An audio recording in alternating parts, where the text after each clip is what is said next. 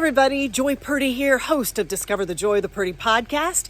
My guest today, Drew Hunter, I actually met him when I was working for the TV station and we happened to be across the street from his house. We were focusing on the Springfield neighborhood, the Springfield area of Jacksonville, Florida, and we wanted to take a look at one of the historic homes in the area, and his was one of them. Knocked on the door and he said, sure, come on in. So we go into his home and he has decorated his home with a Halloween theme.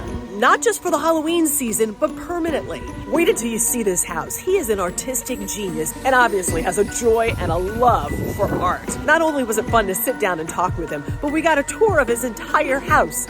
Wow, you are going to enjoy that. So be sure to follow me on Apple Podcasts and Spotify and subscribe to my podcasts on YouTube. Enjoy. Thank you for joining me for another edition of Discover the Joy, the Purdy podcast. I have with me Drew Hunter, and his joy that he has actually discovered at an early age is just this creativity. And how would you define your love?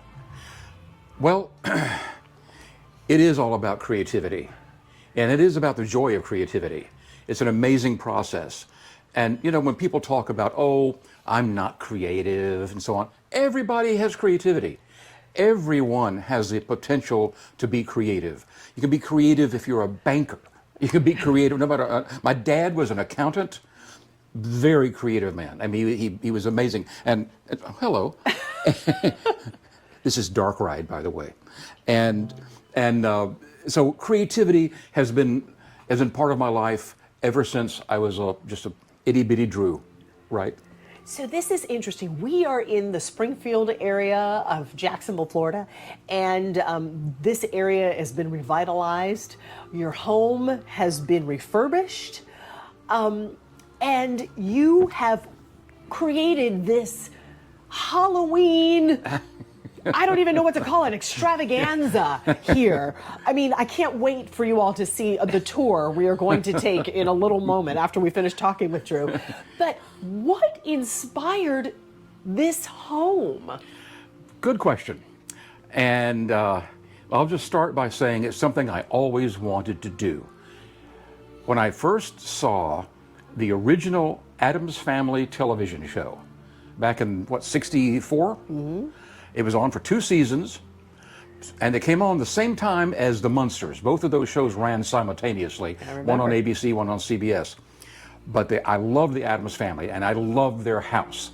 And I wanted to grow up and live in a house, not that house, but a house like that, full of interesting art and strange things and oddities and all kind of weird stuff. I always wanted to do that. And I've done that in various measures throughout my life. But finally, when I bought this house in Springfield in 2016, it was my dream come true. And you can go all the way back. A lot of this is because the first movie I ever saw was Fantasia, Disney's Fantasia. Yeah. And that made a lasting impact on me in art, design, color, storytelling, all of these things, and that I have brought throughout my entire life. And you see around here in this house. And it's not just his home. You also work in this same field. Yes. You work for a company called Sally Dark Rides. Sally Dark Rides, yes. We do dark ride attractions for amusement and theme parks all over the world, plus, of course, animatronic figures right here in downtown Jacksonville. Yes, and you've serviced places that we're familiar with. Orlando, not that far from here. Right, we have dark rides all over the world. Mm-hmm. We are currently working on several that are going to be premiered this next spring. And it's been, again, that is something I always wanted to do as a kid. When my parents took me to Disneyland, the original Disneyland, the first time in 1958, which was only 3 years after it opened, and I went on the Mr. Toad ride and the Peter Pan ride and the Snow White Adventures ride. I came off those and told my parents, I said, I want to do something like that. So what do you do there at Sally Dark Rides? What is your job? I am Vice President of Creative Design. And I'm one of our designers who we work with clients, help bring their dreams to life for their amusement or theme park or family entertainment center. And we help develop the stories, we develop the design of the ride, the layout of the ride, the characters, we supervise art direction. We do all of this all the way through to the installing of the ride. So it's a very wide-ranging job, which pulls on everything I've learned in my life. This job was kind of the thing that pulled all the facets that I've learned in all my other jobs and all the things I've done into this one focus for this job. So this wasn't Sally Dark Rides. It's not the first job you've had that's incorporated your creative side. Oh no. Oh, Tell no. me about this. There's Oh, more. no. I love it. Oh, no. Well, at one point in the 70s and very early 80s, I was a muralist. I painted murals in churches, restaurants, people's private homes, garages, etc. I painted murals all over the place. And then I did tons of theater. I wrote plays, directed plays, performed in plays for a long, long time. Then I worked in a wax museum. Oh boy. Yeah, that was again another dream come true for me. When I was a kid, my parents would take me all over. We'd always go to all the old wax museums. I landed a job as creative director at a wax museum just outside of Dallas, Texas, in between Dallas and Fort Worth, and was there for many, many years. In fact, at one point, the entire wax museum burned to the ground. And it was up to me to design the brand new museum. Plus, I've designed 2 Ripley Believe It or Not museums, right? Oh my gosh. And another wax museum down in San Antonio. So this is the kind of thing. Oh, and then I had a company. So you asked. I had a company in the 90s which specialized in Halloween entertainment, designing haunted attractions, characters, costumes, makeups, etc. So from there, I came to Sally, and I've been at Sally now almost 28 years. Wow. Yeah. And I need to ask, I mean, a lot of what's in this home, a lot of what you describe are very dark and scary things. And is this like part of who you are? Like the darkness? What do you think, Kitty? What do you think, hon? I wonder. Okay, I had, back in my hometown of Shreveport, Louisiana, I worked at I had a haunted attraction at the Louisiana State Fair for about 11 years in association with a theater group there called the Dr. Blood Show. It was Dr. Blood's exposition of terror, things like that. And I was interviewed one time by a person, and they said, well, Drew, you also do children's theater. And I did. I wrote plays for children's theater, performed in children's theater, painted sets, designed sets. How do you do that? How do you rectify that? How do you go from this light and airy and beautiful children's theater to this creepier, darker, stranger stuff? And I said, it's only one end of the spectrum is here, one is here. And it's just, it's all part of me, and I can switch between either two, either one. It's just, I've never had a problem with that. And again, I think a lot of that goes back to Fantasia, because you have some beautiful lyrical moments in that film, absolutely breathtakingly beautiful. And then you have The Night on Bald Mountain, which is toward the end with the giant demon god on the mountain and the ghosts and so on flying around. This is all part of it, right? And it's all imagination. None of it's real. It's all imagination. And it's fun to be able to capture that and bring some of that to life. Because it's when people come here and I give tours, I say, listen, this is just relax. This is all in fun. We're going to go on a little journey through this house, and going on through this house is almost like a little autobiography of myself as you go through. So it's all part of me, right? The creativity, the Yes. artistry. Yes, it is. And you mentioned, I've got my notes here, because you did mention that growing up, that there were some oddities and odd things that you had odd things that you had done and tried over the years, but your parents were very supportive of Absolutely. everything. Can you give me some examples of growing up and how Sure. your parents nurtured this artistry? Well, first of all, I cannot give my parents enough credit. Bob and Margaret Hunter, a strange, weird little boy like me could never have hoped to have more supportive parents. No matter how strange the things I did, they would always go, as long as you're having fun, have a good time, we support you. They'd come to all my plays. They'd come to all the haunted houses I designed. I'd come back and tell them about the dark rides I was working on. And all they wanted to know is that I was happy with myself, comfortable with myself, enjoying myself, and that I could make a living doing it. Right? So to the day they passed away, they were enormously supportive. I cannot give my parents enough credit for being encouraging and supportive. So I'm the parent of teenagers, and when, just their friends and just, keeping tabs on what's going on in their lives, when you hear of a child or someone with a darker side, interest in darker things, you start, you're a parent, but your parents, how did they react to that? Because as a child, I would imagine they were like, well, I'll give you two examples. Okay. And of course, when I was growing up, it was a little bit of a different world than it is now. There's not as many interesting or strange influences as back then, right? To shape people, I guess. But for example, when I was in the 7th grade, I was taking an art class, and I had to make a little sculpture. And I made this weird, creepy little, I don't know, thing. I don't even know what it was. It was just a strange little thing. And the teacher called my parents and said, listen, I think we need to talk about Drew because he's making this really creepy looking item, and he's doing this other odd artwork. And they said, is he doing it well? She said, oh yes, it's all well done. She said, well, that's good. That's good. Wow. Leave him alone.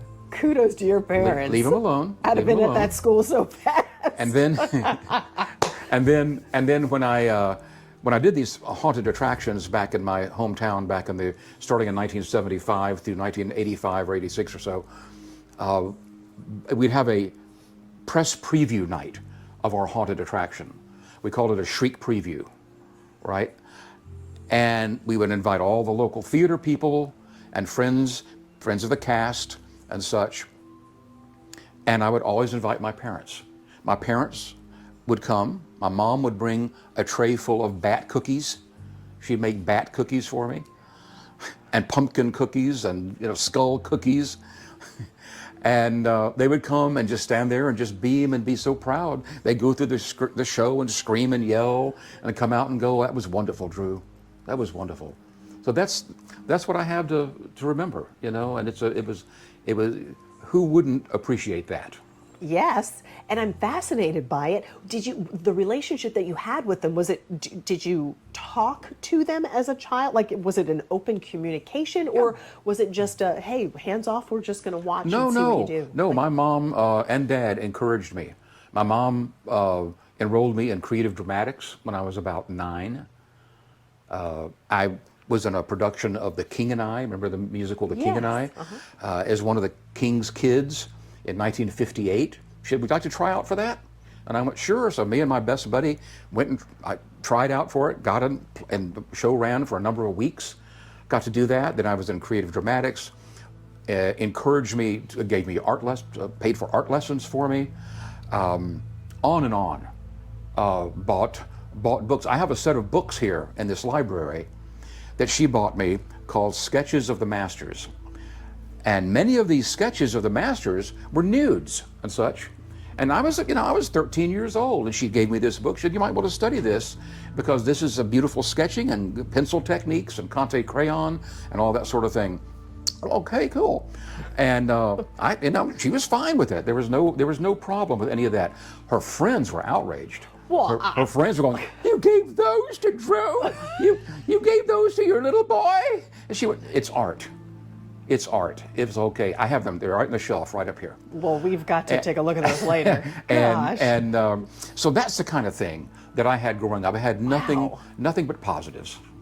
That is amazing. And trust me, when I've heard so many stories of kids that did not experience that, and some adults I know that went through really bad times for various reasons and such, and did not have the benefit of the encouragement and support that I was very blessed to have.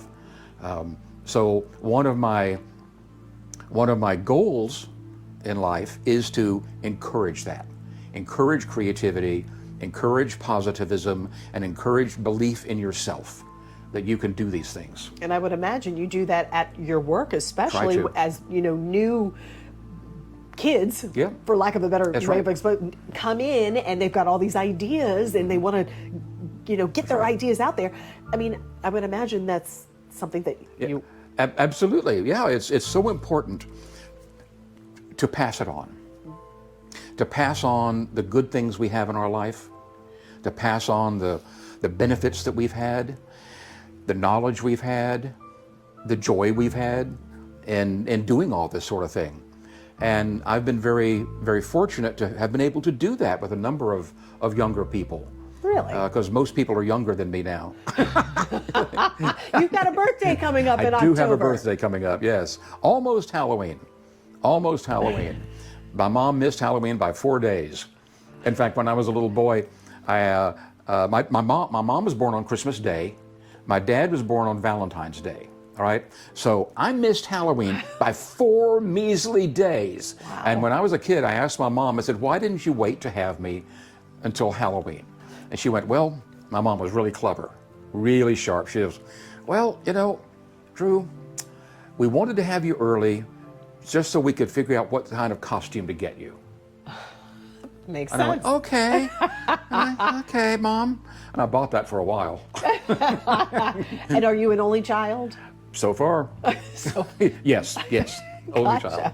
And you have opened your home to the public. You give public tours. I do. And what has been the reaction? It varies. It varies. 98% of the reaction is, we didn't know this was here. How did you do? Is it like this all the time? And someone asked me, said, well, when do you take down the Halloween decorations? I said, there are no Halloween decorations.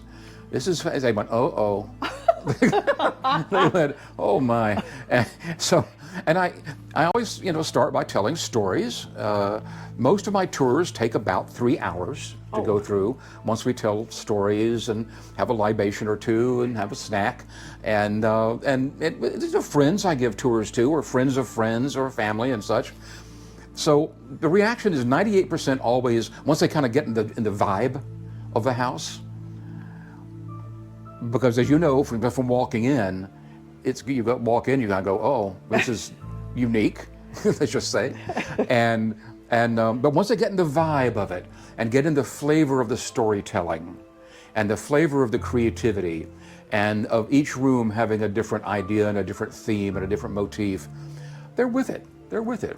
I have had a few people who were not particularly fond of a couple of the rooms and didn't quite get it, which is fine. They were, they were polite, so I've never had any bad situation.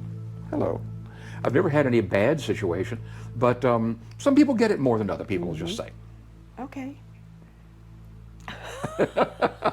And I can't wait. We're going to get our own tour. Sure. What's next for you? You said this is your dream house. You've got your dream job. Is this it? Well, that's a really good question. Right? That's a really good question. Art. I paint. I've done art all my life and so on. With so many things other things I have going on. Between Sally and some other design projects I'm currently involved with outside of Jacksonville, I want to have time to create more art, create more paintings, and hopefully maybe market some of that, and storytelling and make that kind of thing. A little bit more time just for myself to do my own personal projects. So that's probably what's next. I love the passion that I feel as you're talking about this. You are just so excited, which makes me excited because I love the love that you have for it. It is. It's so important to know oneself and to be able to work with yourself, because sometimes we're our own worst enemy, and sometimes we doubt ourselves, and there's all that sort of thing. But once you get to a level of feeling comfortable with yourself, about who you are, about your goals, about living life to its fullest, that's great.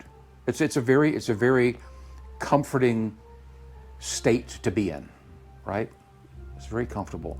So yeah, it's just what I do. And for one time, well, the house has been on tours before, right? Like scheduled tours. Scheduled tours. I'm talking about Springfield tours, right? And one time I was down here on one of the tours a few years ago, and some ladies were sitting talking, and they did not know who I was, and I overheard them. And this lady says, "Well, this is all very strange. I wouldn't live here." And I turned to her and I went, "Well, ma'am, hi, I'm Drew. I'm the owner of the house. I'm so happy you're here. And I heard that you wouldn't live here." And I said, "But I don't even know your name, so I wouldn't. We need to be introduced first before you move in." And she went, "Oh, no." I said, "No, it's fine. And we're friends now." Oh, yeah. gosh. Oh, yeah. We're friends now. I love it. Not caring what people think. No. And not letting it change you. No. If I worried about what people thought, about too much of this stuff, I wouldn't be able to sleep at night. But I don't. It's just here. Take it or leave it. It's part of me, and there's nothing in this house that I wouldn't show anybody, and because it's all imagination and creativity and fun. I can't wait. Can we take a tour now? Let's do it. Yay! We are starting our tour at the front door. At the front door. And yes. This is what we saw when we walked in, is a purple room with purple ceiling and other colors, but mostly purple. Right. Yep, this is the foyer. This is where I greet guests. And we sit on this strange sofa right here, or the old courting bench. This old courting bench at the staircase was, of course, original to the house. And there are two more smaller courting benches up on the landing. But this is where, when people would come to greet folks back in the day, they would wait and they would sit on the courting bench. And sometimes if they had a young lady in the house, that's where their beau would come and wait for them. So that's why it was called a courting bench. And we're going to move into here, into the dining room. Oh, I am waiting for this clock to just come to life, like the Alice in Wonderland movie. Believe it or not, this clock, I found this clock. A little lady was selling it, lived in a double-wide trailer in a middle of a huge pasture outside of Lottie. Oh, wow. Right. So I bought it, brought it here, and there it is. I added the face at the top, to add a little uniqueness to it. I found this, someone was selling this on eBay, this strange little item here. It's almost like everything in each of these rooms has a story. Everything has a story. You've got all of this decorated here on the mantle. Right behind you here is a case which features, my dad was a bombardier in World War II. And so this is many of his war memorabilia. Look at these medals. So impressive. He had quite a career in the Army Air Corps. And you are very proud of it. Very proud of it, Yeah. yes. And if you'll see, look at this picture right there. That's my parents sitting on a glider, which is now on the front porch of my house. You kept it. In 1943, and below, that's my parents in 2015? Yes. On the same glider behind their house. Wow. And then when I went to shut down their house after they passed away, the glider came home with me. That's fantastic. Yeah. All right. Okay, moving on. Moving on. Oh, we're going this way. We're going this way. This is the Dragon's Lair Library. I always wanted a library. There was no library in this house, of course. Very few homes have big libraries. But I wanted one, so I had shelves, I designed shelves, had them made, and here we are. This is where we did our interview. Yes.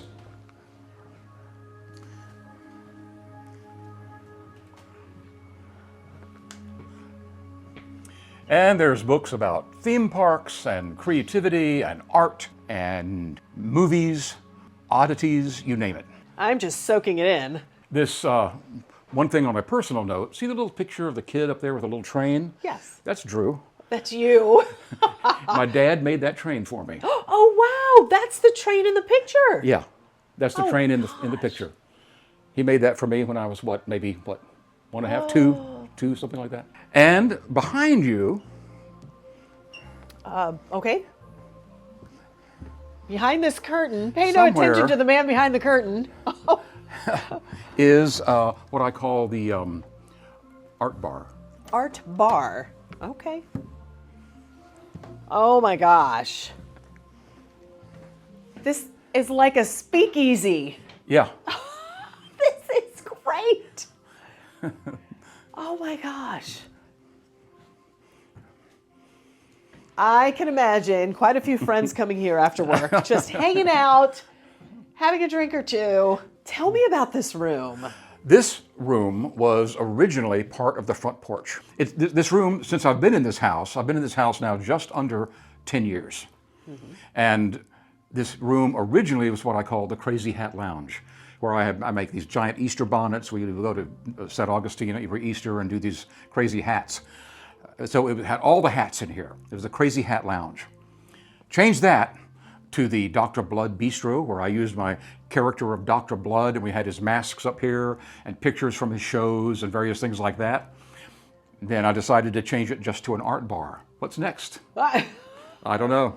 This next room, this is the 20,000 Leagues Theater. I've always been a fan of the movie 20,000 Leagues Under the Sea. I loved it, loved the book, loved everything about it. And which is really great, between the library and this room, you can shut this pocket door here and then close it, and you're in your own little chamber. And I show movies in here. Yes. I show movies that, esoteric, interesting films. I mean, regular films too, but a lot of films that people haven't heard of. Mm-hmm. I have often billed my movie nights as showing the movies you'd never voluntarily watch, right? Yeah. So, and look, are these? Oh my gosh, these are actual DVDs? That's all DVDs, Blu-rays and DVDs. More back over there by the TV. Wow. Yeah, nobody has these really anymore because everything's streaming. One reason I like and they still sell them, I order them all the time, is because they have all these amazing special features that very often you can't get anywhere else, and they look better on the television than through streaming services. Okay. At least in my opinion. Look at this being. That is called the Sea Blob. And when I first moved to Jacksonville, I was in an apartment and I decided I need to have something interesting. So I went out to our shop, found a scrap piece of plyboard, drew a line on it, had one of our carpenters cut it out, took it home and used spray foam, seashells, etc., and made that. Wow. Can I touch it? Sure. Oh my goodness. It's very lightweight. Yeah, it's pretty light. It's like the foam. Mm-hmm. Wow. And that's of course, the Nautilus submarine from the Disney film. An exact reproduction with the squid attacking it at the very back. Okay. What's next? Well, you want to go upstairs first? Okay. Let's go upstairs. All right. Okay, this nice big old staircase. And when I was looking for a house to buy in Springfield, and I looked for about 3 years before I found this one, I was very particular about several things. One was that it had to have a front porch, a really nice front porch to enjoy. Another was a garage, because they're very scarce in Springfield in the older homes. My garage doesn't look like much, but it does take care of my car. Okay. It does cover my car. And the other was what I call a statement staircase. Oh. Where you walk in, it's like, if I have to go up here as much as I do and forget things as often as I do, I want to have a cool staircase to walk up and down, right? So what I call a statement staircase, and so this is mine. This is definitely that, and I don't know what this is, but if you can tell me what this is and why they're all looking at me, that would be great. Well, when I give tours and we come up here and people see these little beings over here, they say, what is this? I go, well, these are my friends. Oh my gosh, really? Right?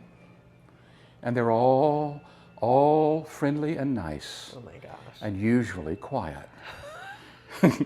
Why? This belonged to Jim Smith, who recently passed away, a wonderful artist, steampunk artist, fabulously creative man, a very dear friend.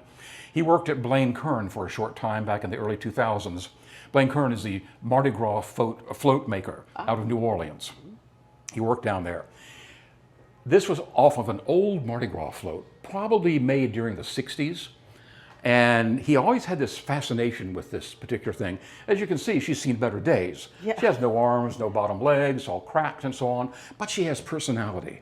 And when, after he passed away, his good friend Mary Atwood was giving some of his stuff away, and she knew that I loved this, so Tinkerbell found a home. Wow. So therefore I made this little environment for her, as you see, with the flowers and the lights, and I also gave her wings.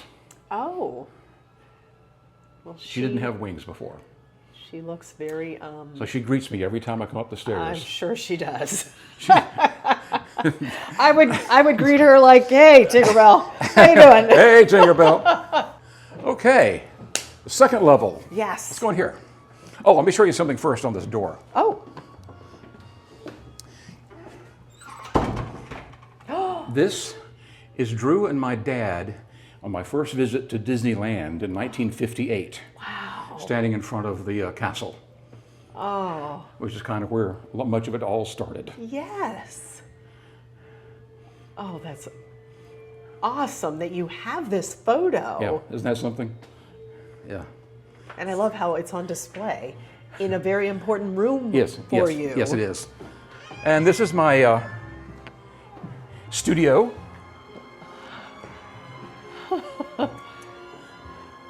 And the first thing that grabs my attention are these beautiful paintings. And you actually did these. Yes, yes. It's all my artwork. I mean, please tell us about these. Well, you know, each one has a different story. The one that you're looking at here with the four, they're actually separate. They're just piled up here. This shows the seasons. It starts with spring, then summer, then autumn, then winter. And if you notice, the sun travels diagonally across the pane, from upper right to upper left to lower right. And I've always been fascinated with old trees. You can see these old trees over here. And texture work, see the stone work? Yes. Always been fascinated with that. The detail is amazing. This painting up here of this old gnarled tree, this was a tree over on the east side of Springfield for many years. I think it's gone now. And the painting back over there against the wall, the old tree, yes, that is a tree in Sweden. Oh. I did a lot of work in Sweden, and I kept seeing this tree. It was right by our hotel. And every time I went to Sweden, which is many times, I would see this tree. I saw it in the spring, I saw it in the summer, I saw it in the winter. And I just kind of fell in love with this tree, and it had those metal bands around it that you see in the painting. Mm-hmm. I guess holding it together. So this tree and I kind of bonded. So I had to paint it and use that. And it had the texture just like that. Wow. And the way you paint the texture, just you can see, it's almost like 3D. You can see the depth. That's part of the fun of doing it. So with little bitty brushes and just patience. How long does it take you to paint a tree like that? That painting probably took maybe a week. Really? Maybe, off and on, Sure. And the dollhouse right behind you. Ah. Now, that is a project. I bought that dollhouse several years back, and it just collected dust. And I said, this year, I'm going to turn it into a haunted house. So I began painting it. It is not complete. It is a work in progress. With the little stones, I made all the little tombstones. I'll be having foliage, fences, other decor around the house, things in the windows and such for a Halloween decor downstairs. So it'll be done in time for Halloween? Yep. Okay. Yep, by hook or crook. Wow. And these are all CDs. All CDs, yep. Yes, people go, that's all old school. I went, just be quiet, people. just, I know, but I like having them. I like having them. I like to look at them. I mean, I used to have a big LP collection. You know, I still have a few. Yeah. But I like these. I like having them. I like displaying them. And a lot of this music, you really just can't find on streaming services. Yeah. For example, where are you going to find all the music from Hammer horror films? Oh. All the different Hammer horror films. You're not going to find that too easily, right? The old classic films. Do you ever listen to some of these? Oh, they do it all the time. Sure. Here's the soundtrack to The Time Machine, 1960, The Time Machine. Wow. Fellini's 8½. And but then we also have such things as Tchaikovsky's Sleeping Beauty, ballet, and a lot of classical Broadway show music, and other such. I know. Wow. I know. Oh my goodness. Okay. Okay. Oh wait, there's more. This is what I call my family tribute hallway. And after my parents died, I went through all their stuff, found all sorts of photos. I have tons more. I'm probably one of the most well-documented non-celebrities around.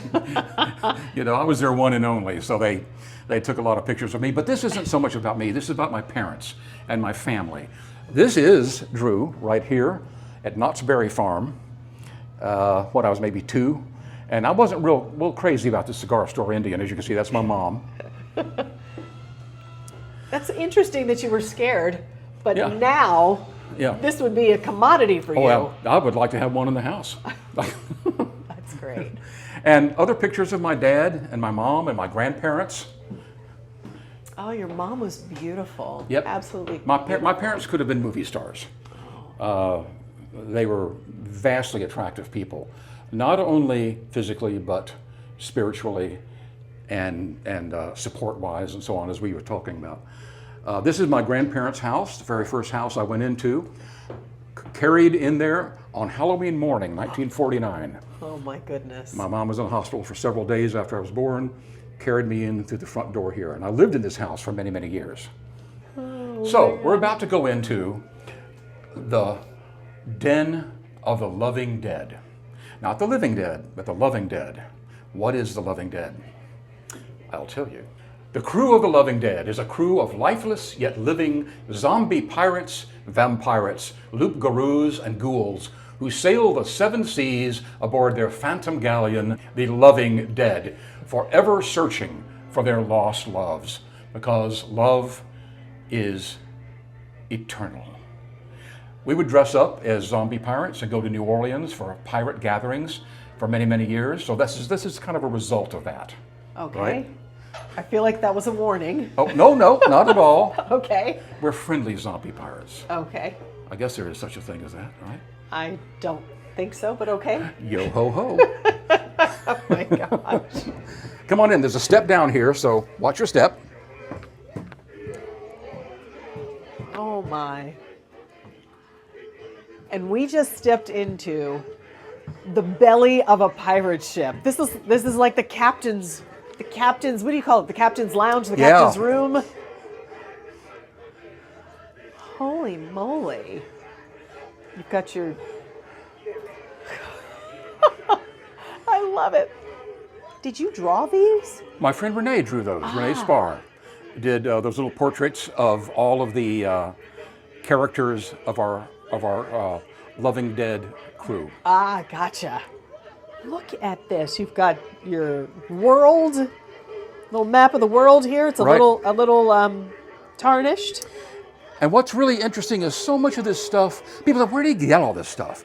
Some stuff is given to me. Yeah. But many of these things, for example, this wonderful table was a little third-rate, old furniture store in Arlington.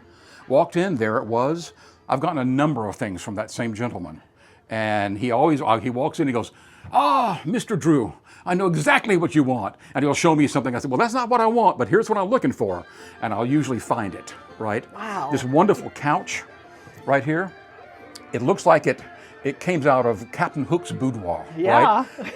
when I decided to do this room like this, I went to a little estate sale here in the neighborhood. This was there, and lady said, well, nobody really wants that. And I said, well, how much do you want for it? I think it's going to be fit perfectly in the little room I have. Oh, $50, and I'll include delivery. So this is where a lot of this stuff comes from. Oh my gosh. You just got to go looking for it and know what you're looking for and envision how you can make it work. And the music just does it. I love it. Look at this. Look at all of these knickknacks, doodads, and oh my goodness. Can I bring this photo out here? Sure. Woo! Joy. Yeah. Good grief. This is Captain Rene Purdy, who is the captain of the crew of the Loving Dead, which also is yours truly. This is you? Yep. This here? Yes. Oh my gosh. Yeah, that's true. Oh This is another one of our friends who was one of a pirate crew. Holy moly. I'm going to carefully put this back Yeah, here. just set it right over there. There you go. Got it. Look, you've got your treasure, you've got your captain's chair, everything. Oh my goodness. Okay. Okay. Moving on. So, this brings us to this very interesting and special room. Back in the Victorian times, many families had what they call a curiosity cabinet. And in that curiosity cabinet, they would have oddities, unusual items, for conversation pieces and so on. And I thought, well, how much fun it would be to have a room full of weird and strange things. Not that the house isn't already full of that, but let's take it up a notch. Right. Up a notch. Up a notch. So this is what's called the red table room. And I'm just going to open the door and let you go in. The red table room. Yes. The hint is there is a red table. Thank you.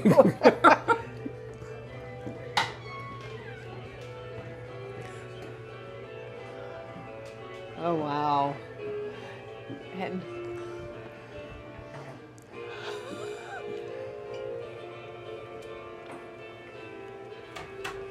this looks and feels like a seance room.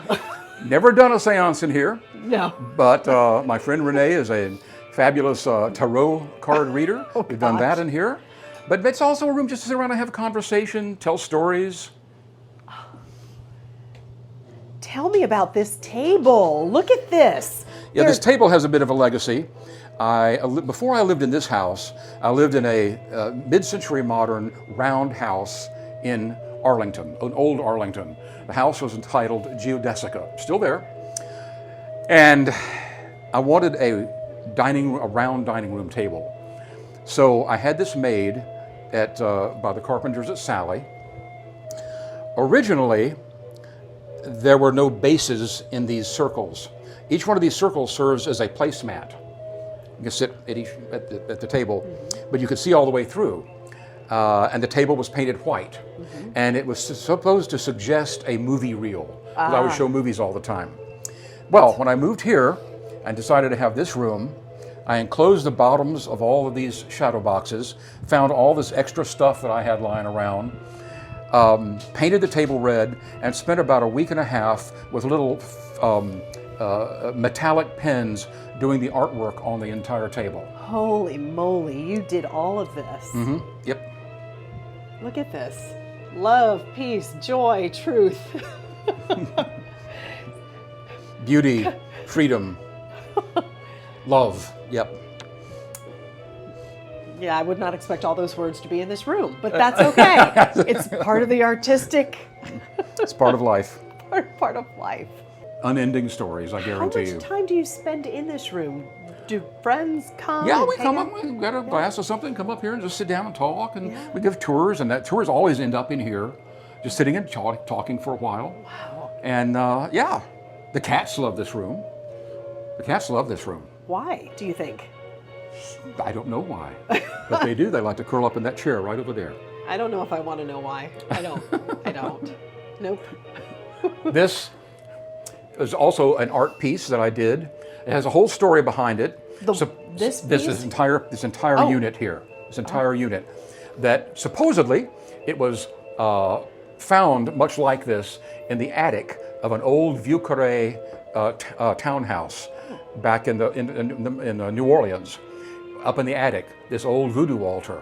And it has all kind of things. It has the hand of glory, it has the vines, it has the candles, it has all this stuff. Of course, it's all, the vines were off my garage, right? Okay, these little faces right here, they go, where did you get these, Drew? I found those at a Salvation Army for 50 cents each. And these pieces of wood, these strange old decorative pieces of ritualistic pieces of wood, were from the trash can at Sally. Some things they were throwing away. So these feathers from Michael's, it's just what you do with it. But it's how you blend it together and make the story. You tell the story. I've told this whole story to many, many people in here in tours, but did not tell them that this whole thing was fake. I would tell them this story, and they'd sit here looking, go, wow, oh my. And then I said, the important thing to remember is it's all 100% baloney. Baloney. And they go, Drew, I'm come looking on. at all this, and I want to know what do you believe? Do you believe a lot of this? Like what? I don't. No, it's all imagination. It's all creativity. Okay. Yep. Okay. Nope. Okay. It's all like watching a good horror movie. Okay. Right. All right. Let's keep going. I want to get out. Oh, that's the problem. What? You want to get out. I want to get out. Here we go. Come on. Let's get out. Okay, great. I did these. These are the originals from 1969. I was taking a class in college of Old Testament, and I became ill, could not finish the class, so I sat down and I did these of various Bible stories. Yeah. In the style of Aubrey Beardsley, 1890s pen and ink artist, very, very famous. He died very, very young back in 1896 or something. But I did all these, interpreted these stories in his style. This is Noah. Noah landing after the ark. Yeah. There's Moses, the Tower of Babel. Right. And creation. Wow. Yep. And the gentleman, the professor, who was teaching the class, because I was failing the class, I hadn't been able to go take tests or exams or anything. Somehow he saw these. I don't remember how he saw them. He saw them and he went, you know what, Drew?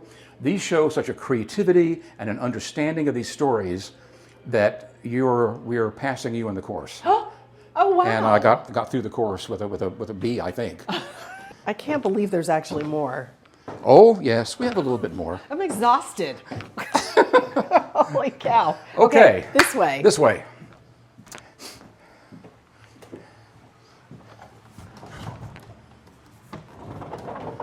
All right, we're back in the room where we were doing our interview. Yep. Okay. Oh, and now this is this kitchen. This is the kitchen. And this is my friend Renee. Hi, Renee. Look at the brightness of look at this ceiling. Yep. That ceiling is not original to the house. Okay. That was done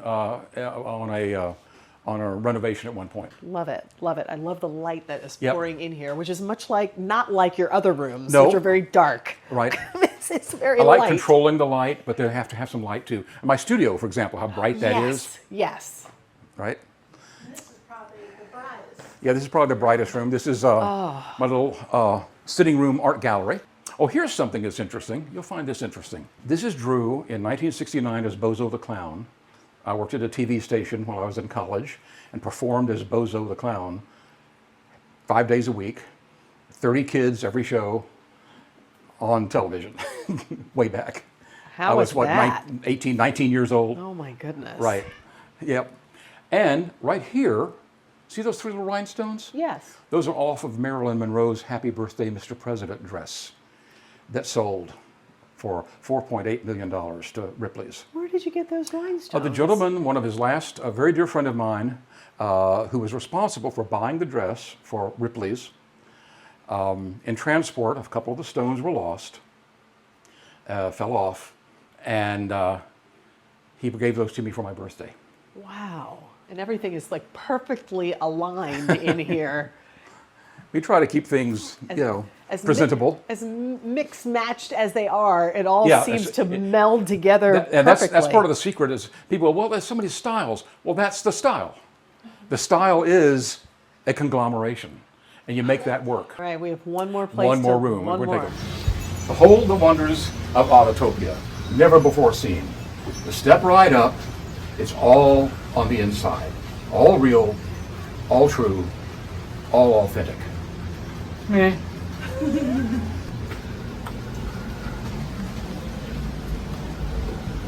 Look at her. You had me, I was cool with everything until that clown and whatever this. Is this like a mermaid skeleton? This is the banner, Fiji Merman. Mermaid. Fiji Merman. See it now, Autotopia, mystery of the deep, real, guaranteed, real, true. Who knows? And that's how it was advertised, and that's what it really looked like. And here's a little baby one right here. Right? And this is the only known Wendigo skull, right there, which is found in the North Woods. And just a few weeks ago, at Ruby Beach Brewing downtown, we premiered the Autotopia beer. Wait. Hold on. So this is supposed to be something that was found? Yeah, right. There's a whole story about that. Autotopia sideshow to feature new attraction. Professor Fobatar claims he has out-Barnumed Barnum. And there's a whole story about finding the Fiji merman right here. And it's a whole legacy. If you know anything about sideshows, it's a classic old gaff. A gaff, G-A-F-F, which means something fake. Gotcha. It's Thank you. fake. Just making sure. Oh yeah, it's all fake. Yeah. In fact, Renee and I made that. Oh, what? Yep. Yep. Oh my gosh. Now, one of the other interesting, and that back here, this guy on that big clown, banner, the big huge that's banner. That's Uzo, the world's most rotten clown, funnier dead than alive, and he was one of the leading performers of the Autotopia sideshow. Really nice guy. They say he's still alive. I'm not sure. So let me just understand. So guests will come and sleep here Sometimes. with this here? Sure. I've slept here many a time, With weeks and weeks at a time. There's Sure. a full bathroom in there. Nice bathroom. It's Nice a little kitchen. Little kitchen. It's like a tiny Nice and home. cool. Nice and quiet back here. I love it. Yeah. nope. Thanks. Well, look at the clowns here looking down on you. Yeah. Oh my gosh. I didn't even Precious. see those. Oh my good grief. This Sure. guy. And again, most of this stuff is people gave me these things. Nope. No, I draw the line of clowns.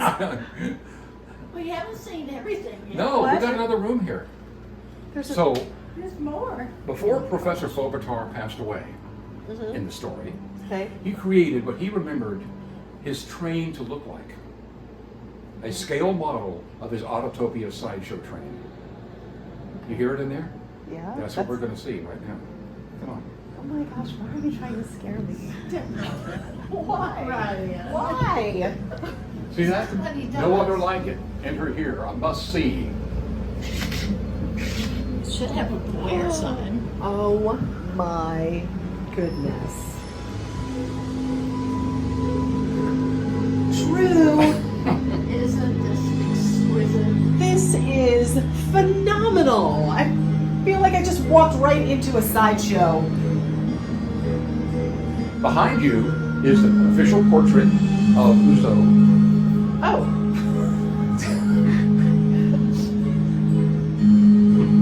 Artifacts of Uzo, the world's Yes. most rotten clown. Yeah, in fact, so we have right here Uzo's actual luggage that he took on his travels with the Autotopia sideshow. Uzo, my name says it all, funnier dead than alive. He carried these things with him all over. In fact, he even put out, at one point, little brochures that tell his story. Meet Uzo. A personal history as told by Uzo. Right here. It tells his whole story. right there. And in fact, I'm currently working on a mini book all about this train, going coach by coach by coach of how these, it's all fiction of course, of how the performers came to be, how the coaches came to be, all about Professor Fogatar, all that. I'm currently working on that now. I love all the detail you put into Thank this. you. Little blurbs about the Yeah. car. The information about each car. Yeah. And then you were mentioning these. Oh yes, these, at one point Uzo, the world's most rotten clown, fell in love with another clown. And it finally, it kind of devolved. It started very nicely with, hi Bamboozie, I love a photo of you, I think I love you, etc., etc. And finally, oh Bamboozie, you are my world, but I never hear from you.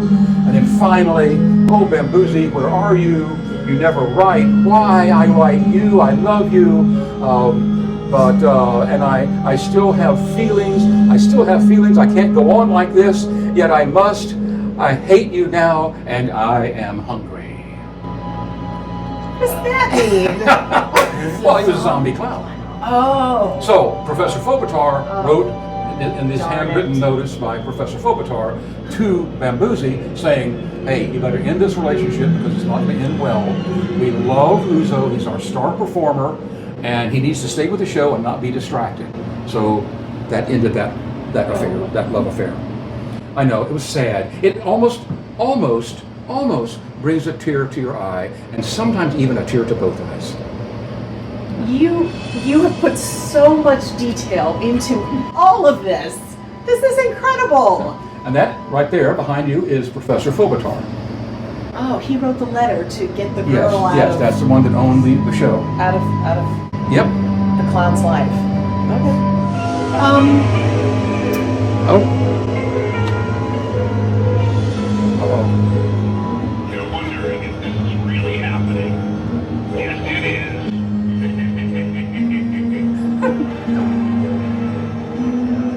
He pipes up every now and then. They have books on sideshows and circuses and such. We're going this way, aren't we? I think it's time to leave. I think so. I think it is. What is in that case right there? That blob thing? Oh, that is a strange little creature that very few people know about. It lives in people's closets, and it. Okay, I won't go any further, but they're very rare, fortunately. Oh my good grief. Thank you for this tour. That was absolutely amazing. Thank you. And I am in awe of your creativity, your ideas, your genius. I appreciate that. But you know, the thing to keep in mind, as I said earlier, it's all in fun. It's all in fun. It's just imagination, and it's getting stuff out and things that I've enjoyed all my life, various interests, and it's a wonderful way to express one's creativity and through storytelling. My dad, my grandfather, my grandmother were fabulous storytellers. My mom too. He's trying. And you know, so it's all about that. It's all about telling stories, making them come to life, and we've only scratched the surface today. I need a nap. Thank you very My much. pleasure. Thank you so much, Joy. Really, this has been a delight. You're wonderful. So incredibly creative, right? Oh my gosh, we had so much fun. All right, thank you for watching. A reminder to follow me on Apple Podcasts and Spotify and subscribe on YouTube. Thanks. See you next time.